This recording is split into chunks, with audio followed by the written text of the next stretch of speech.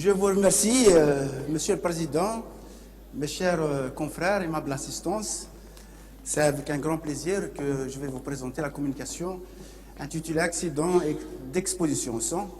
Je ne vais pas vous parler de l'infection associée aux soins, mais je vais vous parler des acteurs qui sont à l'origine des infections associées aux soins, notamment en expliquant les accidents d'exposition au sang. Pour nous, l'accident d'exposition au sang constitue un échec de la prévention. Et bien sûr, s'il y a une mauvaise prévention, automatiquement une mauvaise condition de travail et qui peut facilement engendrer donc, une mauvaise prise en charge du malade et qui peut donc entraîner les infections associées aux soins. Donc, comme vous voyez, cette diapo, ce sont est-ce qu'il est contaminé ou est-ce qu'il n'est pas contaminé? Personne ne peut me le dire, en dehors bien sûr d'un examen sanguin. Il peut y avoir à l'intérieur, on peut ne rien trouver, mais on peut trouver le virus de l'hépatite virale B, le virus de l'hépatite virale C et le virus de sida. Donc c'est pour ça que ces maladies constituent une préoccupation de la santé publique, et l'accident d'exposition au sang constitue un risque majeur du personnel soignant.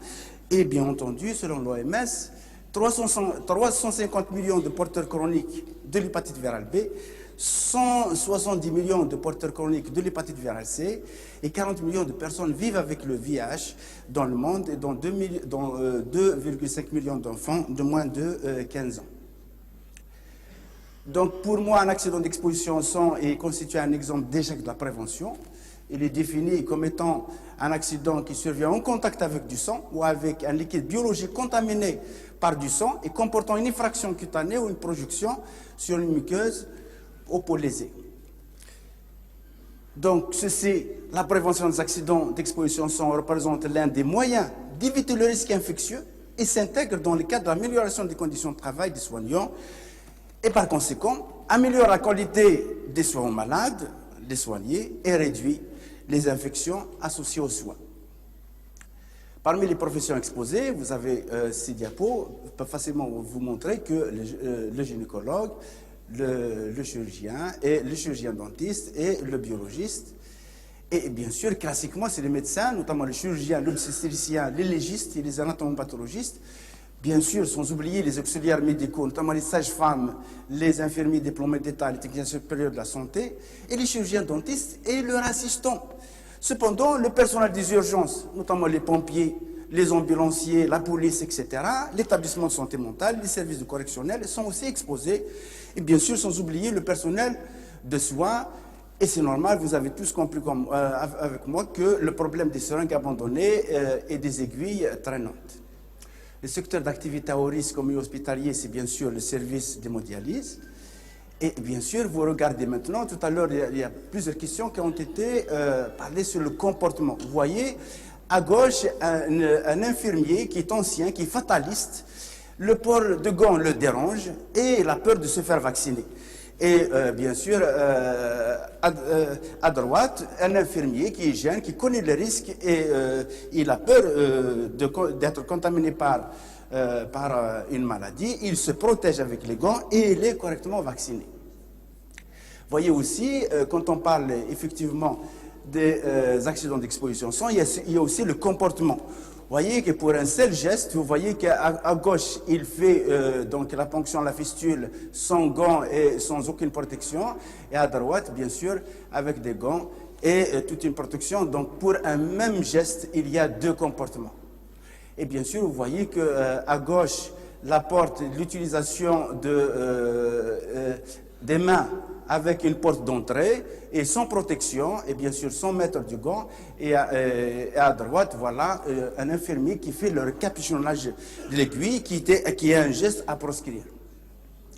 Voilà, les déchets d'activité de soins abandonnés sur une table de paillasse d'une sac de soins, c'est véritablement affolant, alors qu'ils doivent être directement arrangés. Voilà un prélèvement de sang dans un tube fermé, non étiqueté et abandonné sur une table. Bien sûr, voilà des aiguilles contaminées par du sang dans une poubelle destinée aux déchets ménagers. Donc, le sachet noir, vous le voyez si bien, alors qu'il y a des aiguilles à l'intérieur. Voilà, le sachet rouge dans un conteneur non adapté, il faut véritablement, c'est un sachet rouge, oui, mais c'est un conteneur complètement non adapté. Donc il y a véritablement à travers ces circonstances d'exposition, d'accident d'exposition au sang, les risques de transmission virale après un ES, vous le connaissez tous, l'hépatite virale c'est 30%, l'hépatite virale C c'est 3%, l'infection par le VIH c'est 0,3%. Bien sûr, il y a d'autres risques, notamment l'infection bactérienne, fongique et parasitaire. Et les facteurs de risque, c'est la prévalence de l'infection virale dans la population. Il faut comprendre qu'en Algérie, le bassin méditerranéen a une infection en moyenne endémicité, notamment pour l'hépatite virale B, de 2 à 8%. Et la concentration ou la charge virale. Il y a aussi le statut sérologique du sujet source et de l'accidenté. Il y a la quantité du sang ou du liquide biologique impliqué lors de l'exposition. Il y a la profondeur de la blessure. Il y a aussi l'existence ou non de la protection lors de l'accident. Les complications, vous le connaissez tous. Pour l'hépatite virale B, 90 à 95%, c'est la guérison. Mais parmi les complications, 5 à 10% des cas peuvent facilement se compliquer en hépatite aiguë fulminante ou hépatite chronique ou à une cirrhose et aussi à un cancer, alors que toutes ces complications peuvent être évitées par la vaccination. Pour l'hépatite virale C, la guérison elle est de 20%, mais les complications elle est de 80%, notamment les complications vers une cirrhose ou une hépatocarcinome et bien sûr l'infection virale par le VIH, c'est le sida. Les statistiques nationales des maladies professionnelles établies par la CNAS jusqu'à 2006, c'est ce que j'ai trouvé. Vous voyez que réellement, depuis 2003 depuis 1999 jusqu'à 2006, vous voyez qu'il y a une déclaration importante des maladies de l'hépatite virale. Et cette maladie professionnelle l'hépatite virale, elle constitue la première maladie invalidante des soignants. Et bien sûr, il y a, malgré qu'il y a aussi des enquêtes, le plan national stratégique de lutte contre les infections sexuellement transmissibles VIH-Sida, réalisé par le ministère de la Santé et de la Population de la réforme hospitalière 2008 à 2012, a montré que la région de Temnasset est la région la plus infectée en matière de VIH, 0,12%. Bien sûr, depuis la première contamination du virus recensée en 1985 en Algérie, la diffusion du VIH ne fait que progresser. Selon les estimations de l'OMS et de l'ONU-SIDA, la séroprévalence de l'infection à VIH chez l'adulte en Algérie serait de 0,1%. Elle est entre 19 000 et 25 000 cas. Et ceci démontre que la lutte contre la propagation de VIH était un véritable problème de santé publique, sinon une priorité absolue. Mais une question se pose, stratégie de prévention des accidents d'exposition au sang, existe-t-il vraiment en Algérie? C'est la question que je me pose moi-même, alors que les principes fondamentaux de la prévention des AES se basent sur la vaccination, sur le respect des précautions générales d'hygiène, sur la formation et information du personnel, la vaccination. Si on prend l'exemple de la France, l'hépatite virale, ils ont commencé à faire vacciner en 1980, qui est devenue une recommandation contre l'hépatite virale B. Elle est devenue obligatoire en 1990, et vous voyez que le nombre de déclarations de maladies professionnelles hépatite virale chute à partir de 2000. Et un autre exemple, l'avantage de la vaccination, que la réduction du pourcentage des porteurs de l'antigène HBS chez certains pays, notamment avant la vaccination, après la vaccination. Par exemple, à Alaska, avant la vaccination, c'est 5,2, après la vaccination, c'est 0 cas. Et au niveau de la Chine, par exemple, avant la vaccination, 4,6. Et après la vaccination, 1,4%. Vous voyez que réellement, l'avantage de la vaccination contre l'hépatite virale B est très, très importante. La vaccination en Algérie, il y a énormément, effectivement, d'arrêtés, notamment l'arrêté du 25 avril 2000 relatif à l'obligation de la vaccination contre l'hépatite virale B pour toutes les catégories de soignants, des établissements de prévention ou de soins, ainsi qu'aux patients particulièrement exposés au risque d'accident d'exposition au sang, comme les hémodialysés. Avant cette date, la vaccination du personnel de santé à haut risque est fortement recommandée. Vous voyez que déjà, par rapport à la France, nous avons un écart de 20 années. Vous voyez qu'en France, elle était recommandée en 1980, alors que l'Algérie, elle est recommandée en l'an 2000. Instruction ministériel numéro 14 du 14 septembre 2002 relatif à l'obligation. Il faut attendre 2 ans pour que cette vaccination soit obligatoire. À ce moment-là, l'employeur doit non simplement mettre à la disposition des soignants le vaccin, mais aussi de veiller également au respect de cette obligation, chose qui ne se fait pas normalement. Alors que la vaccination, c'est la seule, elle constitue le seul traitement efficace contre le cancer du foie. Elle prévient aussi la survenue des manifestations graves, notamment l'hépatite fulminante, l'hépatite chronique, la cirrhose et le cancer. Et il y a le problème qui est posé, bien sûr, pour l'hépatite virale B et VIH. Le schéma vaccinal, vous le connaissez tous, c'est 3 injections, 0, 1, 6. Et il y a aussi une vaccination qu'il faut mettre après l'âge de 25 ans. Il y a l'instruction ministérielle numéro 135 1355 relative à la prévention des AES, avec l'application des règles de sécurité transfusionnelle, avec en particulier le dépistage des maladies transmissibles, l'hépatite virale B, l'hépatite virale C et infection VIH. Il y a le degré exécutif numéro 3 relatif aux modalités de gestion des déchets d'activité de soins. Je pense que le professeur Soukhal tout à l'heure va nous parler de ces aspects, effectivement. Donc, il y a donc après la vaccination, c'est le respect des précautions d'hygiène générale.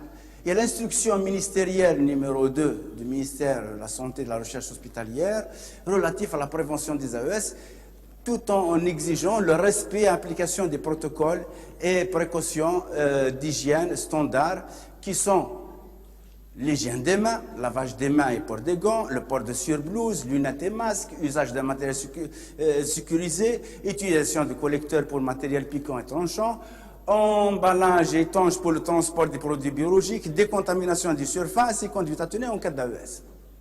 L'hygiène des mains, lavage simple. La recontamination est possible s'il y a un usage de savon en pain, la manipulation du robinet à main nue, usage d'un essuie à main ou usage multiple, c'est un geste à proscrire. Le port d'effets de protection, en cas de risque de projection ou aréolisation avec le sang produit biologique contaminé, ou dans le cas de l'acte opératoire, endoscopie, aspiration, autopsie, manipulation de matériel souillé, ceci nécessite une surblouse, des lunettes et masques. Les gestes de matériel souillé, par exemple, l'objet piquant, coupant, tranchant, usage unique, il faut un conteneur adapté, situé au plus près du soignant et pas plus loin du soignant, au niveau maximum de remplissage à moins de 80%. Gestion de prélèvements biologiques, le transport de prélèvements biologiques et matériel souillé, notamment, il doit se faire de manière emballée, étiquetée et fermée. Il y a aussi l'entretien des surfaces, nettoyage d'abord, désinfection avec l'eau de javel à 2,6%, fraîchement diluée, ou 1/10 avec d'autres produits. C'est la formation et l'information du personnel. Après la vaccination, les mesures d'hygiène, c'est la formation. C'est la conduite à tenir en cas de S qui doit être affichée dans chaque salle de soins, le premier soin, procédure de déclaration et protocole de surveillance. Et vous voyez que, par exemple, signaler l'accident d'exposition au sang au superviseur avec un arrêt du travail en cours, il faut arrêter de travailler, et puis donc il faut donner les premiers soins. Il faut, s'il y a exposition percutanée, il faut donc nettoyer immédiatement, laisser saigner et utiliser un antiseptique de choix. S'il y a une projection sur une muqueuse, il faut effectivement rincer immédiatement et prolonger au sérum physiologique. Et bien sûr, il faut signaler l'accident d'exposition au sang à l'employeur et à la médecine du travail. Donc, pour évaluer les risques infectieux, effectivement, pas le médecin du travail, pour comprendre les circonstances de l'accident, ceci bien sûr pour comprendre le type de lésion, la nature de liquide biologique, le matériel en cause, et bien sûr les gestes réalisés, et bien sûr notamment identifier le patient source, effectivement, soit il est repérable, soit il n'est pas repérable. Tout ça, c'est pour enregistrer l'accident d'exposition au sang et qui doit être considéré comme étant un point de déclaration pour une éventuelle indemnisation. Et puis, il y a bien sûr la surveillance de l'accidenté, avec l'identification du patient source. Maintenant, s'il est repérable, donc il faut rechercher le statut sérologique. S'il n'est pas repérable, il faut consulter dans les 4 heures en maladie infectieuse pour voir est-ce il faut instituer le traitement. Si la personne source est VIH positif ou VHB positif, donc il faut un traitement antirétroviraux et séroconversion rapidement. Maintenant, si le malade source est porteur de VHC, à ce moment-là, il faut faire un suivi sérologique à G0 à 1 mois, à M3 et à 6 mois. Et puis, s'il est inconnu, donc il faut faire une surveillance. Maintenant, tout ça, c'est une manière de surveiller le malade et la personne source. Mais quels sont les acteurs de prévention dans les accidents d'exposition au sang? Nous avons l'employeur, nous avons les travailleurs, nous avons les représentants des travailleurs. Effectivement, les structures de prévention, nous avons les services de médecine du travail, nous avons les services d'hygiène et sécurité, nous avons la commission d'hygiène et sécurité, notamment par l'instruction ministérielle numéro 10, relative aux commissions d'hygiène et sécurité. Nous avons l'information des soignants, et bien sûr, il faut faire une enquête à l'occasion d'accidents de travail ou de maladies professionnelles. Quels sont les rôles et obligations légales des différents acteurs de prévention? Effectivement, l'obligation de l'employeur, c'est la responsabilité professionnelle, responsabilité civile, et c'est la responsabilité pénale. Et bien sûr, cette responsabilité, c'est l'élaboration d'un règlement intérieur et mettre en place des structures de prévention. Il faut avoir des registres spéciaux et application des dispositions légales concernant la sécurité et la santé au travail. Mais il y a aussi l'obligation des travailleurs, c'est observer les mesures d'hygiène et sécurité établies par l'employeur, c'est accepter les contrôles médicaux internes et externes que l'employeur peut engager dans le cadre de la médecine du travail et participer aux actions de formation, de perfectionnement dans le cadre de l'amélioration de l'hygiène et sécurité qui sont un droit et un devoir de l'employeur. Les représentants des travailleurs, c'est défendre bien sûr l'intérêt moral et matériel des travailleurs et aussi amélioration des conditions de travail dans le cadre de la négociation collective. La formation, bien sûr, l'instruction, l'information et la formation relative au risque professionnel constituent une obligation qui s'impose à l'organisme employeur. Les représentants des travailleurs sont obligatoirement associés à toutes ces activités. Et bien sûr, en conclusion, les risques d'accident d'exposition au sang en milieu hospitalier doivent constituer une préoccupation majeure de tous les acteurs, le personnel de soins, en évitant les gestes à risque, l'administration en mettant à la disposition de ce personnel les moyens matériels nécessaires, le respect des mesures de sécurité et d'hygiène reste les moyens efficaces pour réduire, voire éliminer le risque de contamination infectieuse. Je vous remercie.